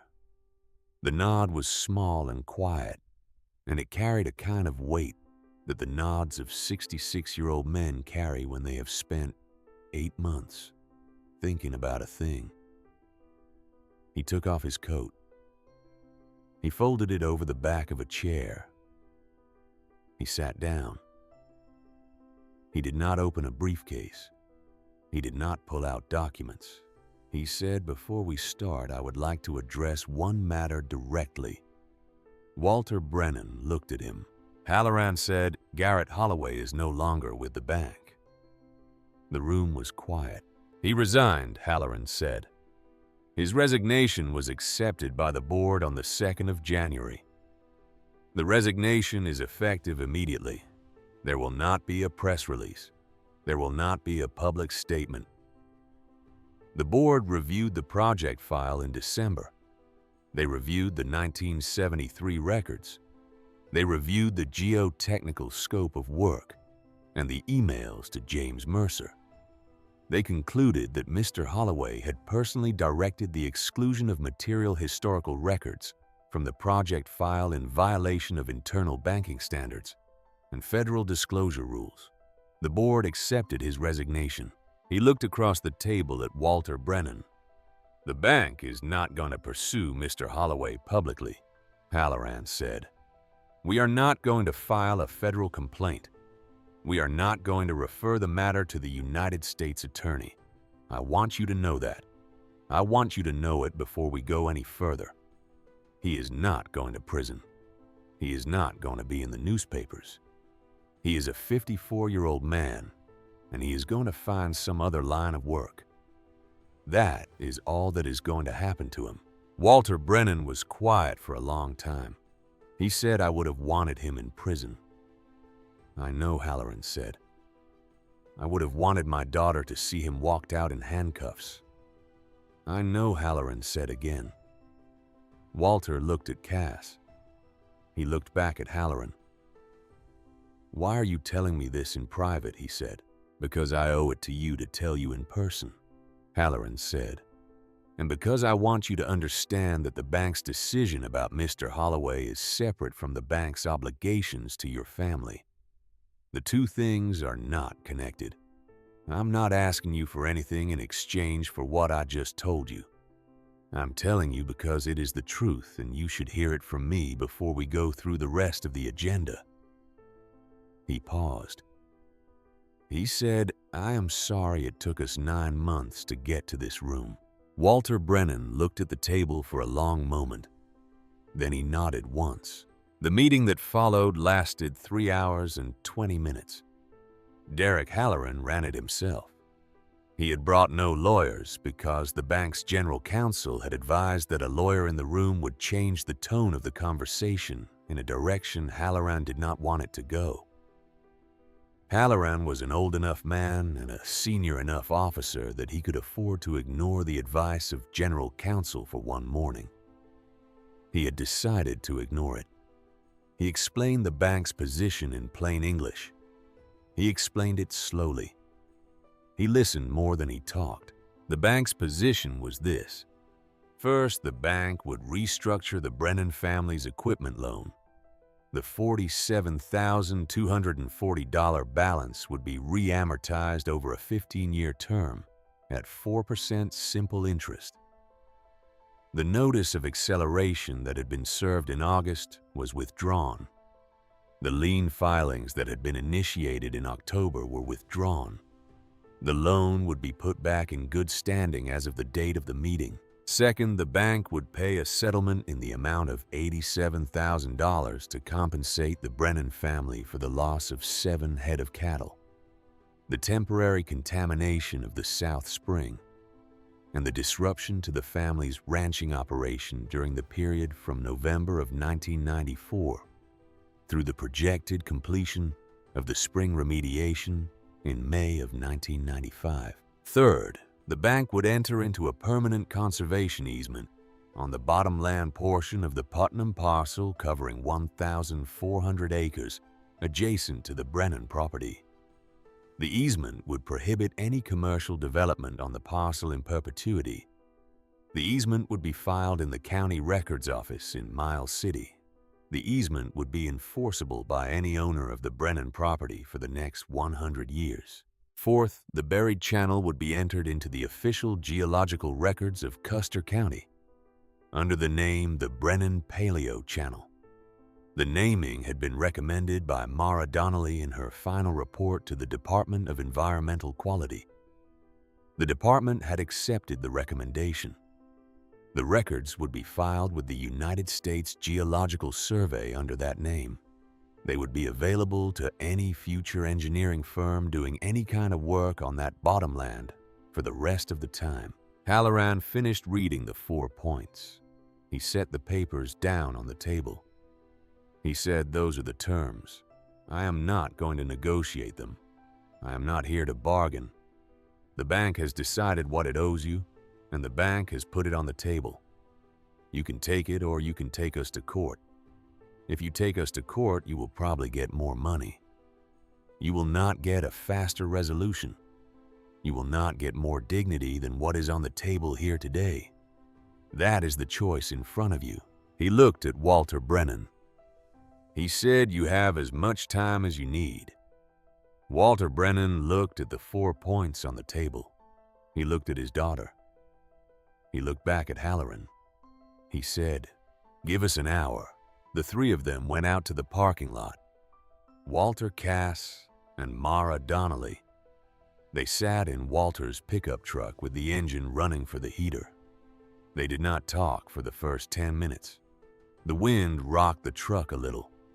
The flat white sky pressed down on the parking lot, the way January skies do in eastern Montana. Donnelly said, "Finally, the loan restructure is more than I expected. The settlement is in line with what I would have recommended. The easement is the part that matters most. He could have offered you double the cash and no easement, and you would have lost. The easement is the protection." Cass said, "What does the easement mean?" "It means," Donnelly said, "that the bottom land next door to your farm cannot be developed for 100 years. By anyone. Not by Meridian Federal Trust. Not by anyone they sell it to. Not by anyone who buys it after them. The land you grew up next to will still be the land your children grow up next to, if you have children. And it will still be the land their children grow up next to. The channel under it cannot be touched. The spring cannot be threatened. The bottomland goes back to being bottomland, and it stays that way for as long as the easement holds, which is forever in any way that matters." Walter Brennan looked out the windshield at the flat white sky. He said, "Your grandfather walked that fence line every spring for 53 springs. I know. He said your grandfather would have wanted the easement more than he would have wanted the money. I know that too. He said, 'Do you want to take this?' Cass looked at her father. She said, 'Take it.' He nodded. They went back inside. Derek Halloran was sitting where they had left him. He had not moved. He had been looking at his hands for the better part of an hour. There was a cup of coffee in front of him that had gone cold. Walter Brennan sat down across from him. He said, "We will take it." Halloran nodded. He reached into his coat and pulled out a pen. He slid it across the table. He slid a stack of papers across after the pen. The papers were already prepared. The loan restructuring agreement, the settlement agreement, the easement filing. 3 copies of each, all paper, clipped, all marked with little yellow flags where Walter and Cass needed to sign. Walter started signing. He signed each page slowly. He read each one before he signed it. Cass read each one over his shoulder. When Walter got to the easement filing, he paused for a long moment with the pen above the page. He looked at the legal description of the property. 1,400 acres of bottomland, the Brennan Paleo channel, the named feature on the map. He signed it. When he was done, he set the pen down. He pushed the papers back across the table. Halloran picked them up. He sorted them. He put one set in his briefcase. He slid one set back across the table for Walter. He paused with the 3rd set in his hand. He looked at Cass. He said, "Before I leave, I want to tell you something. I want to tell you because I've been thinking about it since November." Cass looked at him. He said when you came up to the fence in April with your notebook, I was standing about 30 feet away. I was looking at a building schematic on a tablet computer. I heard part of what you said to Lauren Whitfield. I did not turn around. I did not walk over. I let Garrett Holloway handle it. I watched him take the photograph. I watched him laugh. I did not say anything. I told myself it was a minor matter. I told myself the geotechnical survey would catch any real problem. I told myself you were a child and that the bank knew what it was doing. He looked at the table. He said, I am 67 years old this April. I have worked in commercial banking for 41 years. I have approved a great many projects. I have walked away from very few. The thing that has changed for me in the last 9 months is that I have learned that I am old enough to recognize the moment when a person younger than me is telling me a truth I do not want to hear. And I am old enough now to know that I have walked past that moment more than once in my career. He looked up at her. He said I should have asked you. In April, when you came to the fence, I should have walked over and asked you what you knew. I did not. I am sorry. He held out his hand across the table. Cass looked at his hand. She looked at his face. She reached across. She shook his hand. The handshake was brief. Neither of them said anything else. Halloran put the papers in his briefcase. He stood up. He put on his coat. He looked at Mara Donnelly. He nodded to her. She nodded back. He walked out of the room. The door closed behind him. They heard his car start in the parking lot a minute later. They heard him drive away. Walter Brennan and his daughter sat at the conference table for several more minutes without speaking. Then they gathered up their copies of the papers. Walter folded them carefully into a manila envelope. They put on their coats. They walked out into the parking lot. The flat white sky was still pressing down. The wind was still coming off the high plains. Mara Donnelly stood next to her silver Subaru. She said, I will not see you for a while. Walter said, where are you going? Back to Bozeman. I have a project in Wyoming starting next week. Coal seam hydrology. It is going to be a long one. Cass said, will you come back? Donnelly looked at her. She said, I will come back in May to walk the spring with you, to make sure the remediation is doing what it is supposed to do. And after that, I will come back every year for as long as the spring is your spring. You have my number. She got into the Subaru. She started it. She let it warm up for a minute. She rolled the window down. She said, Cassidy. Yes, you did the work, Donnelly said. I know you do not feel like you did. You feel like all of this happened around you, and you were carried along by it. That is not what happened. I want you to know that.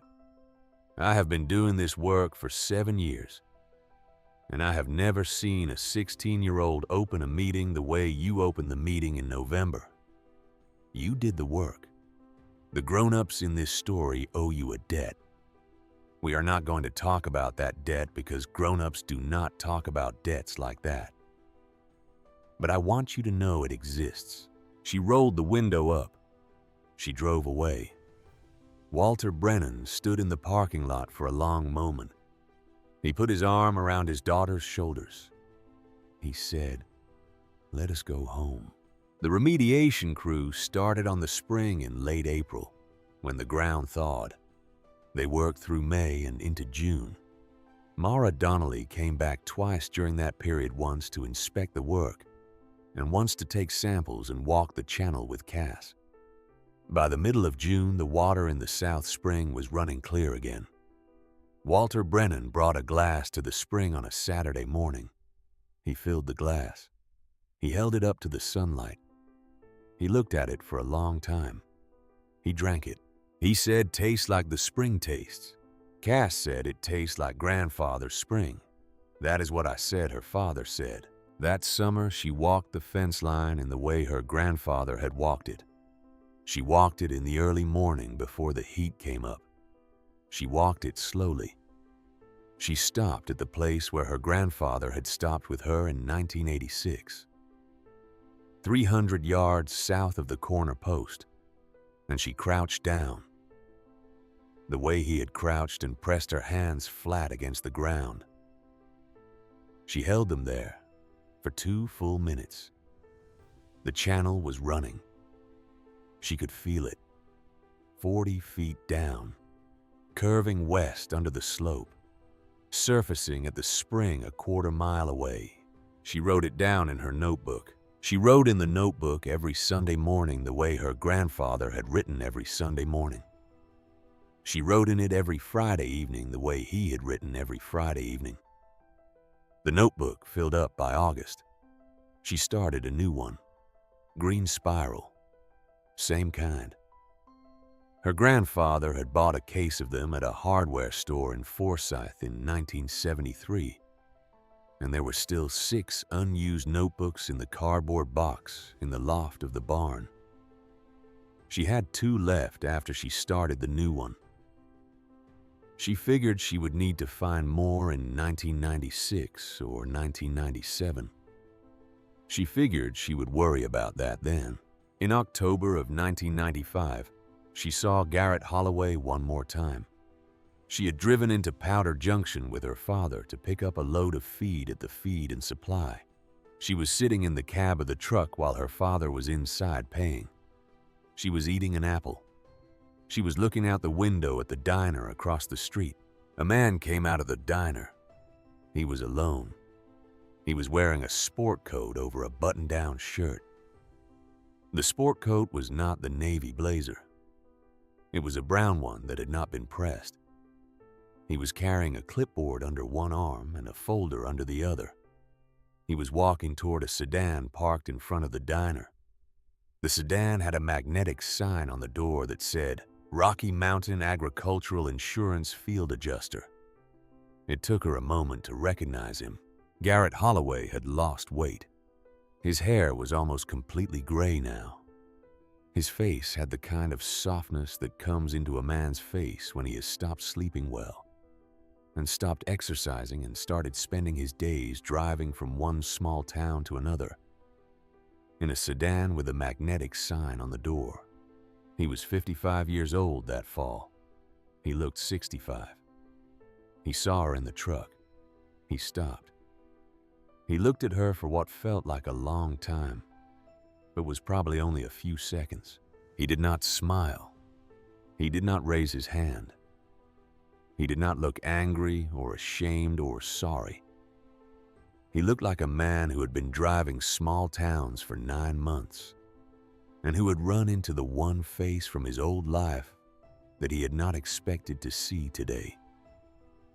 He looked tired in a way that had nothing to do with the morning. She looked back at him. She did not look away.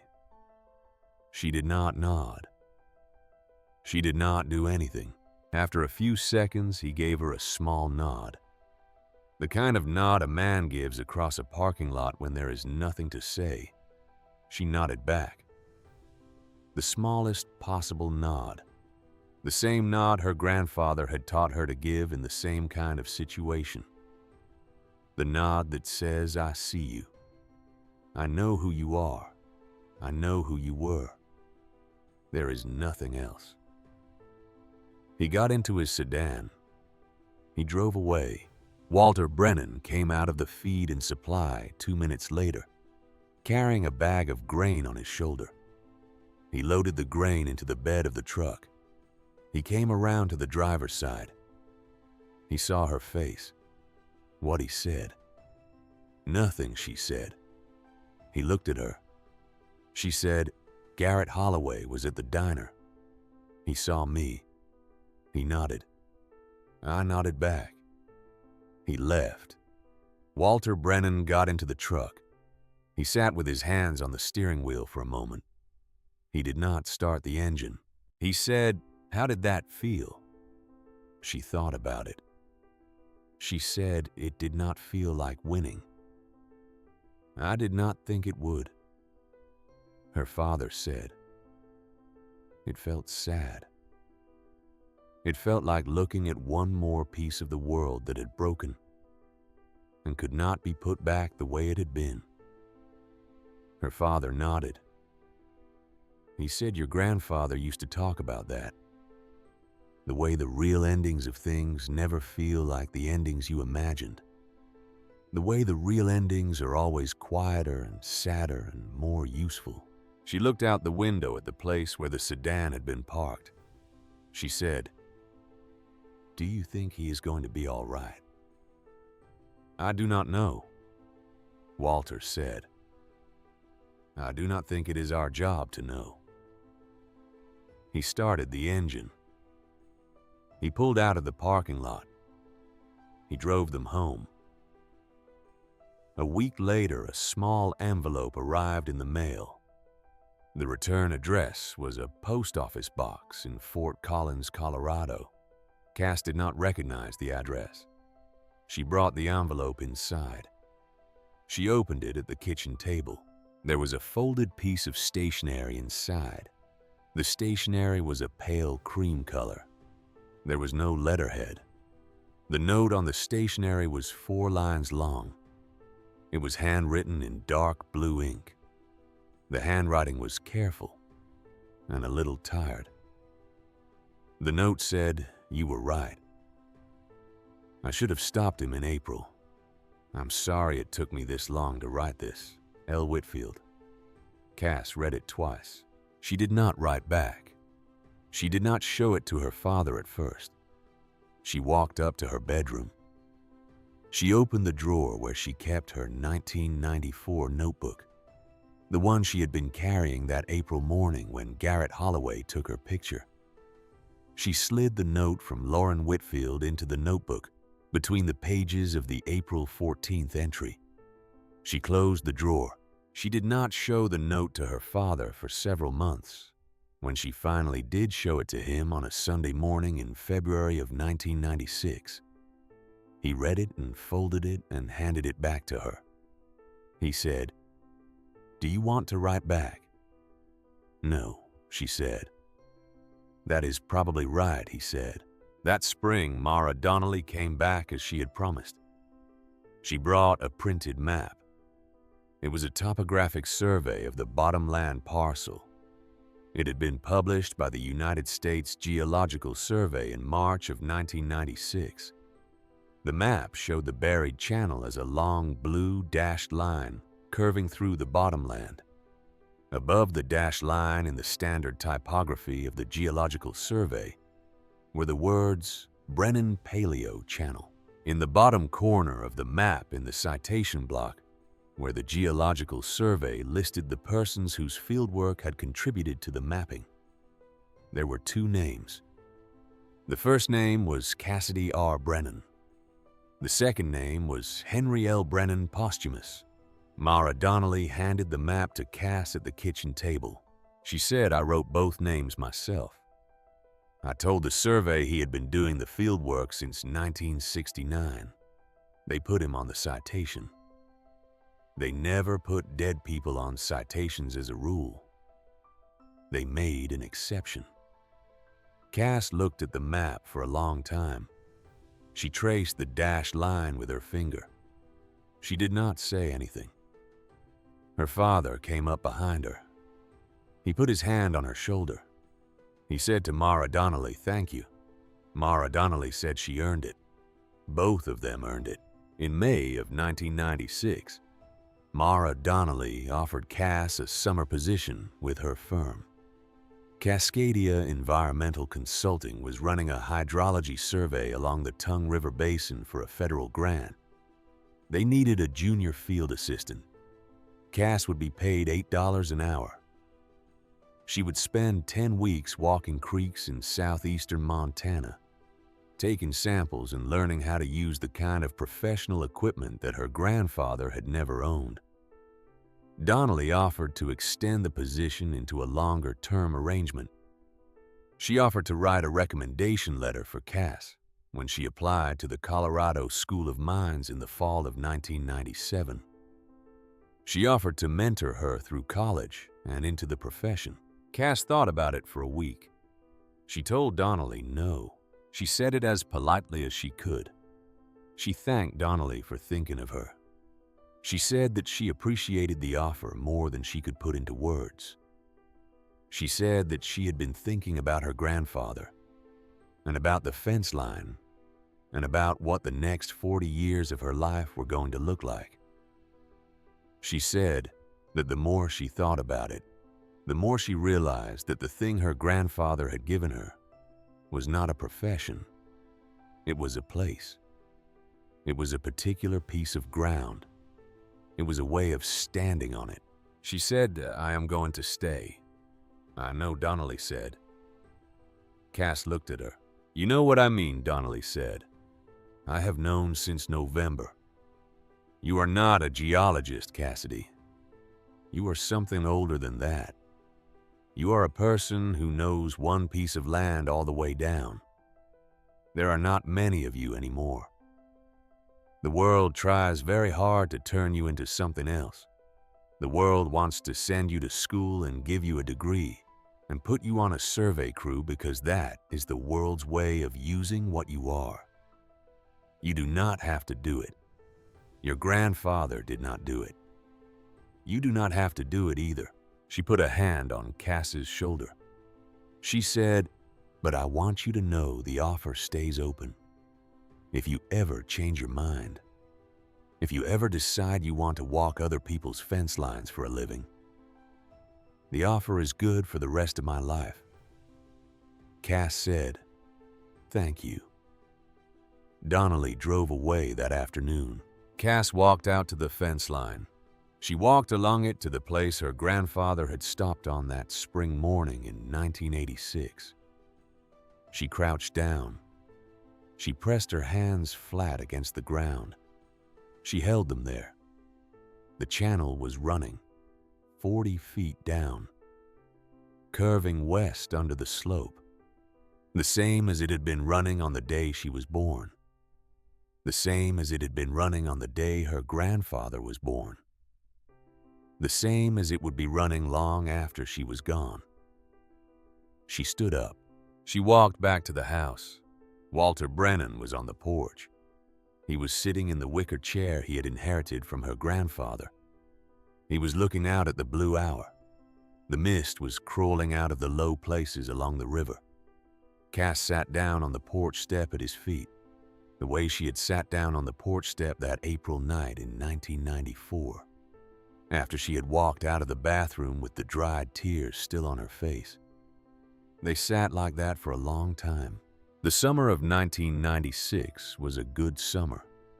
The cattle put on weight. The South Spring ran clear. The Brennan Paleo channel sat under its conservation easement untouched, and the bottomland on the old Putnam place started growing back into bottomland. The bank had taken its rectangular slab off the parcel during the spring remediation. The graders had pushed the topsoil back over the cut. By August, there was prairie grass growing where the loading dock pits had been. By the next spring, the killdeer would be nesting on the upper edge of the disturbance 20 yards farther in than they had been the year before. And the cattails on the south slough would thicken up again, and the channel would do what channels do, which is move water through the dark, patient way. Water has been moving through dark, patient ground in eastern Montana for 10,000 years. Cass turned 19 in May of 1997. She did not go to college. She stayed on the farm. She walked the fence line every spring the way her grandfather had walked it. She kept her notebooks. She kept her grandfather's notebooks. She added the notes she had received from Lauren Whitfield in 1995 to the pages of her 1994 notebook, tucked between the entries the way her grandfather had taped the Continental Land Company business card to the pages of his 1973 notebook. Walter Brennan paid off the restructured equipment loan in 2002. He paid it off 8 years ahead of schedule. He went into the bank in Miles City on the morning of the final payment, and he wrote out a check for $11,400, and he handed it to the teller. And he watched the teller stamp the paperwork. He took his copy of the satisfaction of mortgage. He drove home. He gave the document to his daughter at the kitchen table that evening. He said, "This is yours now." She said, "What is?" "The farm," he said. "The papers are all in order. The equipment is paid for. The loan is satisfied. The land is unencumbered. There is no debt on this place anymore. The bank that almost took it from us no longer has a hand in it. The papers are in the safe. When I die, the place will go to you. There are no liens, no payments, no clouds on the title. The Brennans own this farm free and clear for the first time in 3 generations." Cass looked at the satisfaction of a mortgage. She said, "What about grandfather's loans?" "I paid those off in 1989, Walter said. "The year your mother died. I never told you. I did not want to spend the money. But your mother said something to me before she went. She said the only thing she wanted me to do with her insurance was to make sure your grandfather died owing nothing to anyone. So I did. I did not tell him either. I just paid the bank and let him think the loans had run their term. He never knew. Your mother wanted him to die debt-free, and so he did." Cass looked at her father across the table. "He said this farm is clear of bank paper as of this morning. It is clear forever as far as I am concerned. The only thing I want from you is that you keep walking the fence line. I do not care what else you do with your life. I do not care if you ever get married. I do not care if you ever have children. I do not care if you stay here, or if you move away, or if you do something I cannot imagine.